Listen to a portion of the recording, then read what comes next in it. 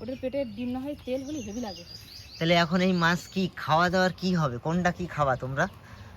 আগে তো কাটাটা হোক। কাটা মানে সব কটাই কাটবা? হ্যাঁ কাটতে না কাটলি থাকবে নাকি গোটা নষ্ট হয়ে যাবে। তো এইটা নরম হয়ে গেছে পেট। এই মাছ দুটো বাবার দিদি কারো বারণ করেছে, আর কয়েক ওই দরকার হয় এই কাটি কুটি ভাগ করে দাও। তাহলে মৃগেল মাছ রাখো আর বাদ বাকি ওই কাটে কুটে আমরাও রাখি আর সবাই দিয়ে দাও। এই তিনটে মাছ বেকার হয়ে গেছে একদম। বন্ধুরা সকাল থেকে যেই মাছগুলো খাল থেকে ধরলাম সেগুলো এখন রান্না বান্নার প্রস্তুতি চলছে। তার রান্না বান্না করতে গেলে তো আগে তো কেটে কুটে গুছিয়ে নিতে হবে। তাই এই যে এখন দেখুন দুজনে মিলে বসে গেছি কাটতে। আমি আগে এই বাগদা চিংড়িগুলো কাটছি।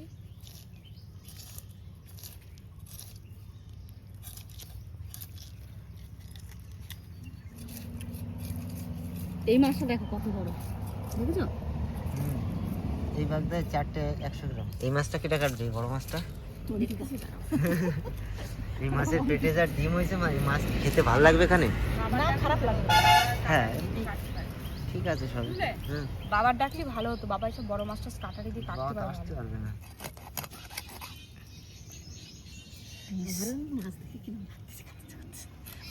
সকাল দিয়ে মাছ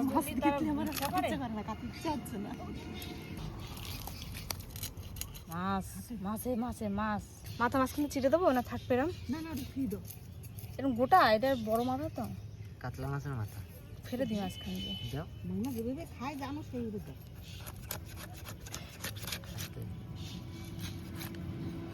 জাপানি পুঁটি একটাও রাখা হয়নি না? জাপানি পুঁটি পড়েছিল দুটো বড় বড় জাপানি পুঁটি পড়ছিল। আমি এরকম থেকে জাপানি পুঁটি মনে হয় পড়িনি। হ্যাঁ ওরকম তেলাপিয়া সাইজের দেখি পুকুরে রয়েছে। ব্যবস্থা করি। পেটটা দেখেছেন বন্ধুরা, একদম থলথল করছে। আর এই মাছ দেখুন, এই একটা বড় মাছ আর কাকে দেবো? তাহলে হয়তো আমাদের হবে না। তাই জন্য মাছ কেটে তারপরে ভাগ করে আবার সবাইকে দেবো। আমার ঠাকুমাকে দেবো, ওই শুভমদের বাড়ি দিয়েছি সকালে, মানে মাসিমণিদের বাড়ি। আবার হচ্ছে কয় পিস দিয়ে আসবো ওখানে।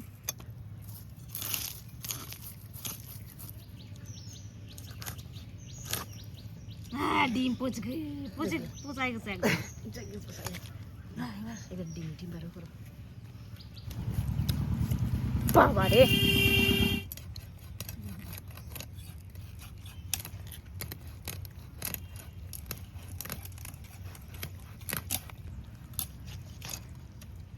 তার সঙ্গে ডিম। তাহলে পেটিতে মাছ আছে? মাছ আছে নাকি এর পেটিতে? আর এই দেখো তেলও আছে, কত সুন্দর দেখেছো? ভালো, একেবারে খারাপ হবে না। মাছলি মাছলি গন্ধ হয়ে আছে চারিদিক। এই মাছের ডিম এত বেশি গাদা ডিম ভালো লাগে না আমার। এই জায়গায় রাখলাম 500 গ্রাম ডিম। 500 গ্রামই খালি তেল। এই ডিম এদি কি খায়? মাছ বন্ধুরা কেটে বেছে ধুয়ে পরিষ্কার করে যতগুলো রান্না করার এই যে নিয়েছি এখানে, আর কিছু দিয়েছি ওই দিদিদের দিয়েছি, আমার ঠাকুমার জন্য রেখেছি, আর বাদ বাকি ফ্রিজে চালান করে দিয়েছি, ফ্রিজের মধ্যে রয়েছে আপাতত। মানে কি বলুন তো, ভেজে রাখলে ভালো হয়। এখন আর ভাজছি না, হয়তো সন্ধ্যার দিকে বা বিকেলবেলা ওগুলো ভেজে রাখবো। এখন আর সত্যি ইচ্ছা করছে না কারণ। এই যে এই মাছগুলো আমি রান্না করব এখন। এই মাছে এখন নুন হলুদ মাখিয়ে ভাজা হবে, এগুলো তরকারি হবে, আর এই 3টে মাছ ভাজা খাবে। আমার মেয়েও আগের দিন ভাজা খেতে চেয়েছিল, তা ওর আজকে দেখাতে পারছি না, ও স্কুলে চলে গেছে। তো একদিন স্কুল মর্নিং স্কুল হয়েছে, এখন থেকে আবার ডেতে চালু হয়েছে, ওই জন্য আজকে নেই, একটু বাদে চলে আসবে। খালি লবণ হলুদ দিয়ে মাছটা ভালো করে মেখে নিই। একদম সিম্পল রান্না হবে বন্ধুরা, ভালো মাছ, অনেক বেশি মশলাপাতি দিয়ে রিচ করব না, আদা বাটা দিয়ে রান্না করব, আর ঘরের দৈনন্দিন যে গুঁড়ো মশলাগুলো আমরা ব্যবহার করি সেই সমস্ত দিয়ে রান্না করবো মাছটা। মাছগুলো তো মাখিয়ে নিয়েছি আর উনুনও ধরিয়ে নিয়েছি, কড়াইও দেখুন চাপিয়ে দিয়েছি, কড়াই গরম হয়ে গেছে। আর একটু ভালো করে গরম হোক, যত ভালো কড়াইটা তেতে যাবে তত মাছগুলো ভাজতে সুবিধা হবে, একটুকুও লেগে যাবে না। এখন আর একটু গরম হোক, আর আমি শিলের উপরে এই আদা এই দেখুন ছাড়িয়ে নিয়েছি, আর মাত্র 2 কোয়া রসুন নিয়েছি, এইটাকে মিহি করে বেটে নেব। আর এই রসুনটা নিয়েছি, এটা দিয়ে তেলাপিয়া মাছগুলো কিন্তু ভাজা খাবে। একটাই তরকারি হচ্ছে মাছের, মাছের ঝোল আর ভাত হচ্ছে বাঙালির সব থেকে প্রিয় মেনু, মনে হয় এর থেকে আর কিছু হয় না, মাছের ঝোল আর ভাত। কড়াইটা মনে হচ্ছে এবার ভালো করেই গরম হয়ে গেছে, সর্ষের তেল দিয়ে দিচ্ছি মাছ ভাজার জন্য।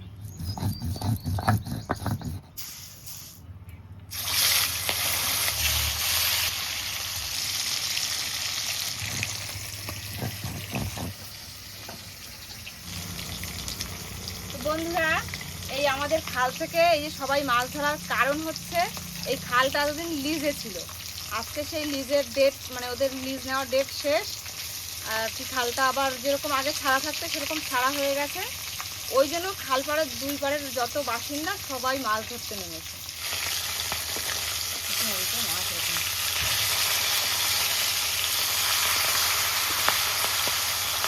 মাছ কিন্তু সেই ভাজা হচ্ছে, সেই ভাজা হয়েছে একদম পুরো কড়া ভাজা।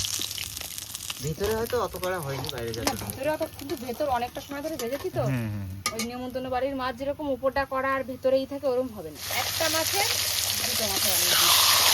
এটা কিন্তু কাতলা মাছের মাথা, একটা কাতলা মাছ পেয়েছিলাম সেইটার। আর এই মাছগুলো তো সেই সিলভার কাপ পেয়েছিলাম, সেই সিলভার কাপ মাছের মাছ। এর মাথাটা এত বড়, ওইটা মাছ কুচাই দিয়েছে তার এই যে পালসি অত বড় মাথা মাছ ভালো লাগে না। 3টে তেলাপিয়া মশলাপাতি দিয়ে ভাজবে। আমার বলছে লেবু তুলে আনো গাছ দিয়ে। লেবুর রস কখন দেবো? ভাজার আগে? ভাজার সময় একটু তা দেবো। খাওয়ার সময় দিয়ে খেলে হতো না? খাওয়ার সময় তুমি দিয়ে খাবা, আমি ভাজার সময় দেবো। একটা তুলি এখান দিয়ে খাওয়ার মতো হয়ে গেছে, রস হয়েছে। আর যেটাই আমরা প্রত্যেক বছর লেবু খাই যে গাছটাতে, সে গাছটা এখনো রস হয়নি লেবুগুলো। পেয়ারার মতো লাগছে দেখছি। এটা যে কি লেবু তা কি পাতি জানি। লেবু বড় সাইজের, দানা তো যা, নেই, শুধু রস আর টক। না গন্ধ তো একটু আছে হালকা, লেবু যেরকম মনে হয় লেবুর। বড় পাতি লেবু বলে। তুমি বললে গন্ধ না, তো লেবুতে কি তোমার আমের গন্ধ হবে? গন্ধরাজ বা কাগজি যেরকম একটা আলাদা সেন্ট, সেরকম ধরনের সেন্ট না। লেবুর যেরকম নর্মাল সেন্ট হয় এরকম। এটা বলো, এমন করে বলে লেবুতে তোমার আমের মতন সেন্ট হবে কিনা। মশলাপাতি মাখিয়ে নিই বন্ধুরা সব কিছু। এটির মধ্যে যা ডিম ছিল, মাছে তো লবণ হলুদ মাখানোই ছিল, একটু সামান্য রসুন আর আদা বাটা নিয়েছি, লঙ্কার গুঁড়ো দিয়েছি, এবার একটু জিরে ধনের গুঁড়ো, একটু গরম মশলা।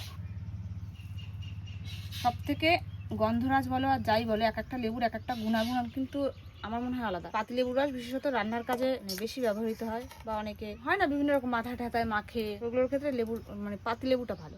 আর গন্ধরাজ তো ফুচকার জন্য বেশ। একটুখানি সর্ষের তেল দিয়ে মশলায় মাছের গাগুলো বটি দিয়ে দিয়ে চিড়ে চিড়ে নিয়েছি।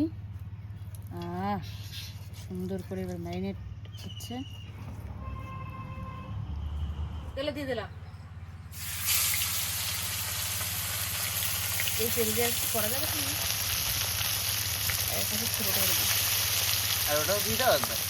দেবো? হ্যাঁ, আবার ওটি একটার জন্য রাখবা কেন? এই মাছগুলো পাতায় ভাজা পাতা ভাজা গন্ধ হয়েছে।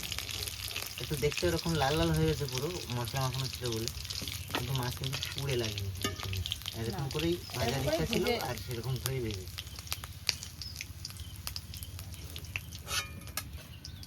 তা আমরা খাবো না? আমি অংশগ্রহণ করছি। তাড়াতাড়ি আসো, অংশগ্রহণ করো সবাই। ই রান্না করে রাত্রির বেলায় খাবা, ভাত সব খাওয়া লাগবে না। এই এখন খাই, তারপরে ভাত খাবো তো। বিরাট গরম। সকাল দিয়ে আজকে খাওয়া দাওয়া সেরকম ভাবে কিচ্ছু হয়নি, একই মাছ ধরার তার নাই। ভালো লাগছে খেতে মাছ। আমার ঠান্ডা হোক, তোমরা খাও, খাবার লাগতে খাবো। রান্না তো তুমি তোমার মতো করে ফেললে, দেখাচ্ছ না তো কিছু। এই যে এর মধ্যে শুধু নুন হলুদ আর লঙ্কা দিয়েছি, আর এখনো কিছু পড়েনি। আমি তো একটু ভিজে নিয়েছিলাম ফার্স্টে ভালো করে, আর এখন লবণ হলুদ আর লঙ্কার গুঁড়ো দিয়ে একটু কষিয়ে নিয়েছি। এইবার দেবো আদা বাটা।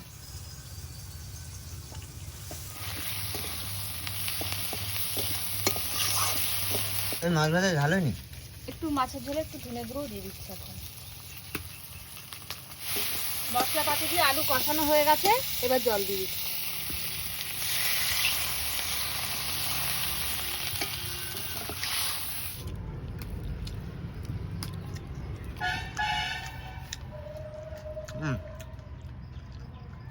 হেভি।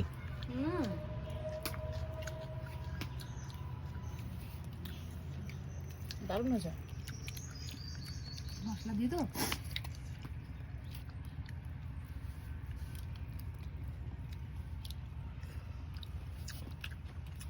ব্যাপক লাগছে, দুর্দান্ত।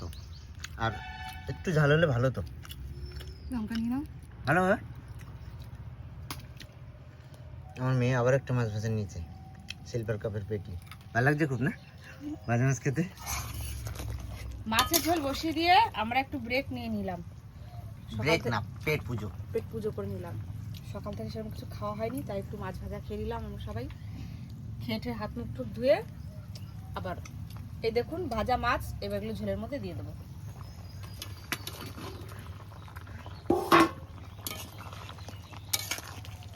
মাছের ঝোলটা আজকে অনেকদিন বাদে রান্না করছি এইভাবে, মানে নামিয়ে পরে ফোড়ন দেবো। বেশিরভাগ দিন তো একবারে দিয়ে দিই, আজকে হচ্ছে নামিয়ে পরে দেবো। মানে এখনো কমপ্লিট হয়নি না, এখন তো ফোড়ন দেবার মধ্যে। এবার ফোড়ন দেবো, সর্ষের তেল দিয়ে দিই কড়াইতে। কটা কোটা জিরে দিচ্ছি।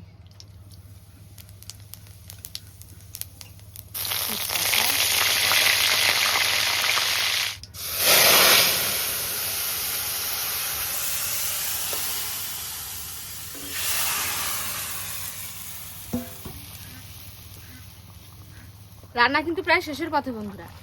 এখন একটু জিরের গুঁড়ো, মানে ভাজা জিরের গুঁড়ো আর একটু গরম মশলার গুঁড়ো একসঙ্গে মিক্স করে দিয়ে দিলেই রান্না শেষ।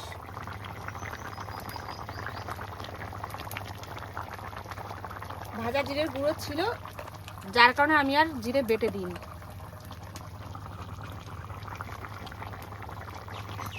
গরম মশলা, এই তো গরম মশলা এটা দিচ্ছি। আজকে যেভাবে মাছের ঝোল রান্না করলাম, এটা একদম আমার বাপের বাড়ির স্টাইলে রান্না করলাম। আমার ঠাকুমা মা ওরা মাছ রান্না করলে বেশিরভাগ এরকম করে রান্না করে, বিশেষ করে আমার ঠাকুমা। আমার মা তাও একটু অন্যরকম অন্য মশলাপাতি দিয়ে কায়দা কানুন করে করে। টকবক টকবক করে ঝোল ফুটে উঠেছে। আগে যখন ছোটো ছিলাম বুঝলাম না তো, একটা মাছ আনলে মাথার মাঝখানে দু ভাগ করে দুটো আমাদের দুটো মাছ।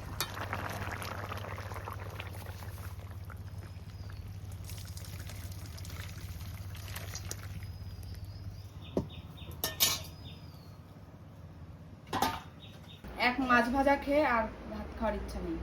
4টে বেজে গেছে, 4টে কি 4:30 বাজে। এখন এটা আমরা দেবো? দুজন একটু খেতে বসছি। দাও অল্প করে ভাত নিলাম একটু, সারাদিন খাওয়া না। আমার তো ভাতই খেতে ইচ্ছে করছে না এখন। হ্যাঁ আমারও খেতে খেতে মরে গেছে কিরম আজকে। ওই একটা বড় করে মাছ ভাজা খালি আর থাক খিদে আর দিও থাকে। না, আর দিও না। মাছের ঝোলটা দারুণ টেস্টি হয়েছে। হুম, হুম ঘর মাছগুলো না কুয়া কুয়া মাছ। বাবা হিচকি উঠছে।